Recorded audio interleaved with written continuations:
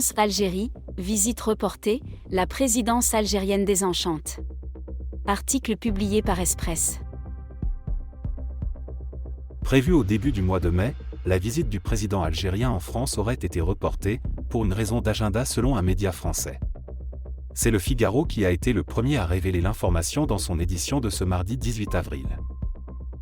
Le journal qui a annoncé un nouveau report de cette visite attendue de part et d'autre, affirme que ses sources dans les deux pays ont confirmé cette information sans préciser les raisons. Cependant, il semble que ce rapport soit dû à un « manque de préparation », ajoute le journal. C'est après un entretien téléphonique entre la ministre française des Affaires étrangères Catherine Colonna et son homologue algérien Ahmed Attaf, que la décision du report de cette visite aurait été prise. Attaf aurait informé Catherine Colonna du souhait du président algérien de reporter sa visite à une date ultérieure. Pourtant, cet argument avançant le manque de préparation ne tient pas la route puisque les préparatifs sont allés bon train jusque-là et cela fait plusieurs mois que la presse algérienne en parle. La secrétaire générale du ministère français des Affaires étrangères, Anne-Marie Descotes, s'était même rendue dimanche 16 avril à Alger et s'était entretenue avec le secrétaire général du ministère algérien des Affaires étrangères et de la communauté nationale à l'étranger Amar Bellani et avait évoqué de long en large la question de cette visite d'État en France qui devrait lancer officiellement Tebboune dans la course à la présidentielle de 2024. Emmanuel Macron avait vu les choses en grand. Accueil à l'aéroport, transport en hélicoptère à l'esplanade des Invalides et escorte de la garde républicaine, sur les Champs-Élysées pavoisés aux couleurs du drapeau national algérien, avec en prime un discours devant l'Assemblée nationale française et un dîner d'État. Et si d'aucuns avancent que ce sont là des impératifs d'agenda, les raisons sont autres.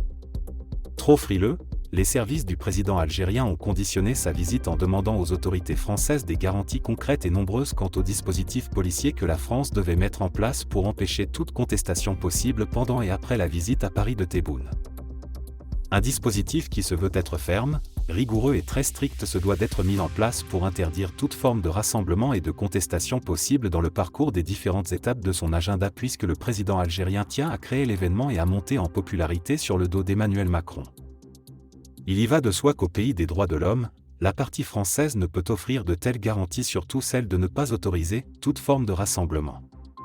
Aussi empêcher toute contestation et liberté d'expression en France, surtout en ces temps, s'apparente à déclencher une guerre civile.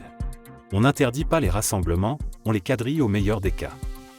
En clair, les autorités algériennes en demandant aux autorités françaises de réprimer, d'interdire et d'empêcher tout rassemblement que pourrait organiser la diaspora algérienne en France ont eu tout faux. Ils ratent l'occasion, peut-être unique, de recevoir le meilleur accueil que la France aurait pu faire à l'Algérie. Le même jour où Anne-Marie Descotes et Amar Bellani peaufinaient la visite du Sénil d'Alger à Paris, dans celle-ci, ils étaient plus de 20 000 militants à manifester pour l'autodétermination de la Kabylie. La situation, c'est un secret de polichinelle, et particulièrement révélatrice d'une relation de cause à effet sans ambiguïté.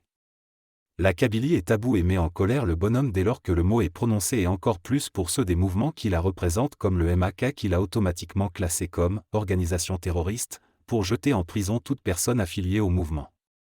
Dès lors, on comprend aisément la terreur à vivre un tel événement de la part du Sénil d'Alger.